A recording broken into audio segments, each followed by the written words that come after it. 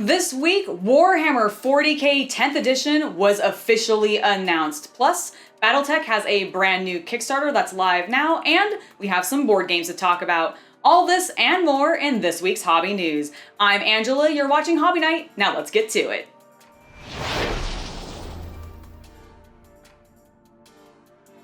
Warhammer 40k 10th edition was officially announced at Adepticon this year by Games Workshop, and if you want to see my full reaction to all of the announcements on the Warhammer online preview, then I highly recommend going and checking out my live stream after this video is over. But today I specifically want to talk about some of the changes announced when it came to Warhammer 40k 10th edition, because there are some big changes happening, and most of them I am very, very excited for. Now, Games Workshop claims on a Warhammer community site, further clarifying some of the changes that are happening in Warhammer 10th edition, that this is a fully redone game. They revised everything. They've come through all of the rules, and anything that they found they needed to change, they have changed. Now, they have left some things the same, but a lot has changed. And one of their main goals with this new edition is to make it easier for people to get started playing,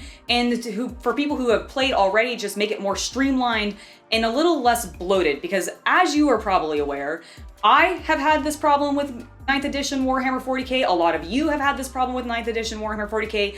There are too many rules. There are too many books that you need to carry around, and it's all just very cumbersome. So they're trying to get rid of that, and one of the main ways that they're doing that is by introducing battle sheets. Now, these are not inherently new to Warhammer 40k, and you definitely have seen them in Age of Sigmar, but this is new for how they're treating them in Warhammer 40k, because this is how you're going to be referencing the rules for your units, and they're providing all of these battle cards to you for free when the launch happens, which absolutely blew my mind. This is not something Games Workshop often does, so the fact that they're actually giving some rules out for free so everybody can get started with whatever faction they want to, start playing 10th edition, is absolutely fantastic.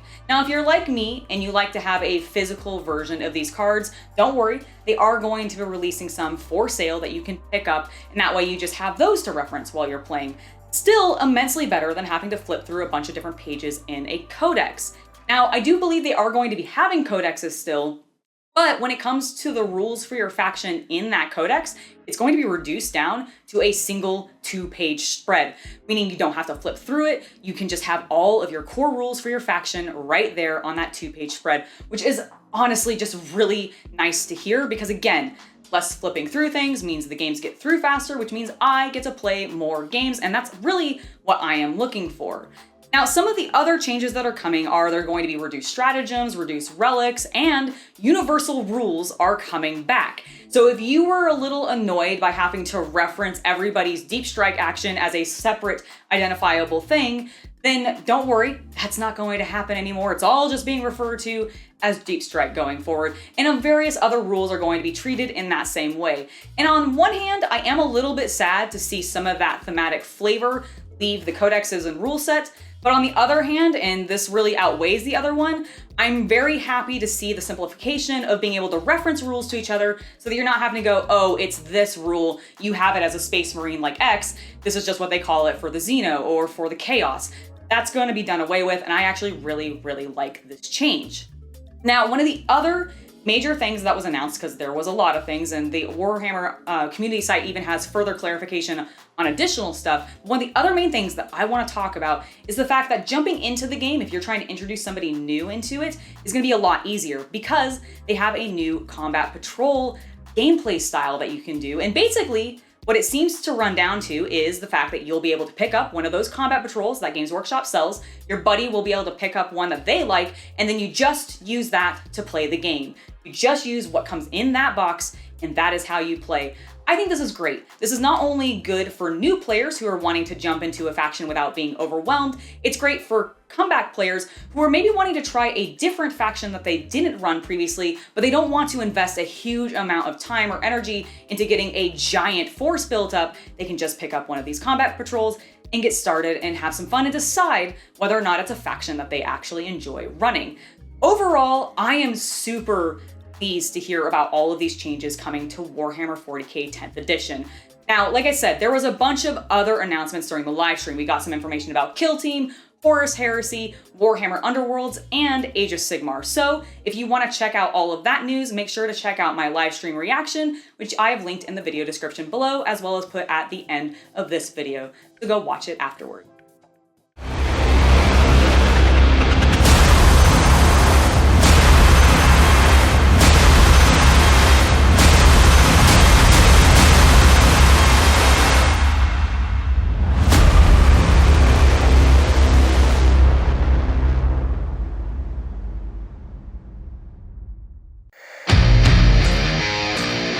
In the 32nd century, star-spanning empires clash over territory, limited resources, and the abandoned Star League throne. Across 1,000 worlds, mech warriors pilot towering avatars of destruction, battle mechs. War is a fact of life. For some, a way of life. Soldiers of fortune. Mercenaries. And whether a fresh-faced recruit or a grizzled veteran, a proud regimental command or a company barely scraping by, there is one truth. The universe will always knock you down. The measure of a mercenary is how often you stand back up. Catalyst Games has a brand new Kickstarter for Battletech, a game of armored combat. This new Kickstarter is focusing on an expansion for the game called Battletech Mercenaries. Now, if you are a fan of Battletech, you've probably already heard of this particular Kickstarter, and if you haven't, you definitely need to check it out because this is a great way to get some brand new miniatures. In fact, the Kickstarter includes over 50 brand new miniatures, including some new battle mechs, as well as armored combat vehicles, which look really, really cool. There was one in particular, this four-legged walker that I saw from the Inner Sphere, and it looked amazing, and I might be checking out the starter set that was also announced with this Kickstarter when it comes out. The starter set includes a variety of new miniatures and everything that you need to get started in the game, and it is much like the Kickstarter labeled Battletech Mercenaries. I have one of the old Battletech starter sets, and I actually painted up some of the miniatures from it very recently on a live stream, but this new one I'm very, very interested in. The mechs continue to look amazing. Now, not only can you get this new starter set or some of these new expanded miniatures out of the Kickstarter, but there's ways for you to get new battle maps if that's your sort of thing, and other types of accessories. And one of the things that I actually really enjoy about the Battletech Kickstarters is whenever they do these, some of the accessories that they allow you to grab can include pins, patches, and coins for your chosen mercenary faction or whatever faction you are getting. And honestly, I love this. I love fantasy coins. I also love merchandise that looks like it could be in world for the universe it's coming from. And since Battletech is a bunch of military people running around in mechs and they have patches on their outfits and show all their emblems off, and it's a real thing of pride for them, being able to show that off as a fan is also really, really cool. So as I mentioned, if you want to get your hands on this new game, I highly recommend checking out the Kickstarter. I've left a link for it in the video description below so that you can have easy access to it. And from the point of this video coming out, I believe you'll have about 24 days to go ahead and grab it. The Kickstarter has done exceptionally well. There's definitely no way it's not being funded. And these sets are likely to come into a retail store near you after the Kickstarter has released, which is another way for you to get it if you're like me and don't necessarily want to put in on the Kickstarter. Well, whatever you decide to do, I hope you take a look at this one because it looks amazing. We're jumping all over the place when it comes to sci-fi universes in this week's hobby news. This time, we're going to be taking a look at a Star Trek board game. Gale Force 9 has a brand new board game coming out in July for Star Trek called Star Trek Away Mission. And in this game, you are playing as one of two away parties who are investigating the aftermath of the Battle of Wolf 359, which, for those of you that are familiar, is when the Borg were causing some trouble. And you get to choose between two away teams. One, you could pick Riker's away team. You could be trying to stop the Borg, finding a way on how to do that. Or if you rather play as Locutus of Borg and going with his away team, trying to assimilate the opposition, you could do that instead. The gameplay in this sounds really fun. I'm actually a big fan of asymmetrical powers, and that's really seeming what this is supposed to be doing. It also has a little bit of a zombicide vibe, which I really, really enjoy. Now, on top of this game being announced, we also know that there are 2 different away team expansions that you'll be able to get alongside of it. One of them is for the Klingon, and one of them is for the Romulans. For the Klingon, you have Gowron's Honor Guard, which looks amazing. And then for the Romulans, you have Sela's Infiltrators, or Sela's Infiltrators. I might be pronouncing that wrong, I do apologize. But again, they look really good. All of the miniatures in this game look amazing. I actually really like the slightly cartoony style that they're doing for it, while still capturing the essence of those characters. And who doesn't want a miniature of Locutus of Borg? I mean, I know I do. He looks amazing, and I definitely want to be painting him up. So this is one I'm probably going to be taking a look at once it arrives on stores in July. We're going to switch gears entirely and now talk about some high fantasy, because we have an announcement for Fantasy Flight Games for an expansion for Descent: Journey into Darkness. I was really intrigued by this game when it originally was announced and released in 2021, but I heard a lot of mixed reviews about Descent and how it wasn't exactly what people were hoping for. Some people really loved it being app-driven and other people didn't. Well, it was successful enough that Fantasy Flight Games has decided to make an expansion for it, and this is a true expansion. You do in fact need the base game in order to play with it.